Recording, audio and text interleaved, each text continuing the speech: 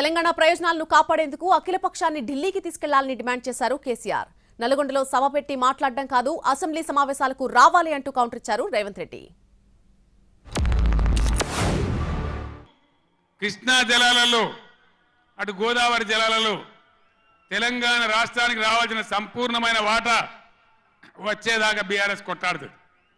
ఇలా అసెంబ్లీలో తీర్మానం చేయగానే కాదు, అఖిల పక్షం తీసుకొని పోవాలి. ముఖ్యమంత్రి, అధికార పార్టీ, అన్ని పార్టీల రాజకీయ నాయకులను ఢిల్లీకి తీసుకొని పోవాలి. ప్రధానమంత్రిని నిలదీయాలి. మా వాటా మాకు వస్తే తప్ప ఊరుకోమని చెప్పాలి. ఆ చెప్పేదాకా మనం కూడా ఎంబడబడాలి. ప్రజా ఉద్యమాలు ఉంటేనే ప్రభుత్వాలు అప్రమత్తంగా ఉంటాయి, జాగ్రత్తగా ఉంటాయి. కాబట్టి ఈ దొంగ నాటకాలు మానుకొని పాలమూరు ప్రాజెక్ట్ ఎట్లా చేయాలనో ఆలోచన చేయండి. మంచి కరెంట్ ఎట్లా చేయాలనో ఆలోచన చేయండి. మీరు గెలిచిన ఉండండి, 5 ఏళ్ళ అధికారం ఇవ్వాలంటున్నాడు ఆయన. ముఖ్యమంత్రి గారు అఖిలపక్షాన్ని ఢిల్లీకి తీసుకెళ్లాలి. ముఖ్యమంత్రి గారు అఖిలపక్షాన్ని ఢిల్లీకి తీసుకెళ్తాను. ఒకవేళ శాసనసభలో మీరు వచ్చి మీరు ఆ ప్రతిపాదన పెట్టండి.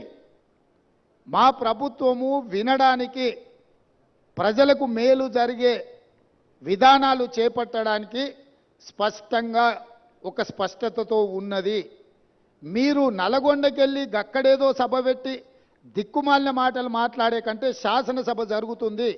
ప్రధాన ప్రతిపక్ష నాయకుడిగా 10 సంవత్సరాలు ముఖ్యమంత్రిగా పనిచేసిన మీరు, 20 ఏళ్ల నుంచి తెలంగాణ కోసం కొట్లాడినని చెప్పుకునే మీరు సభకెందుకు రావడం లేదు?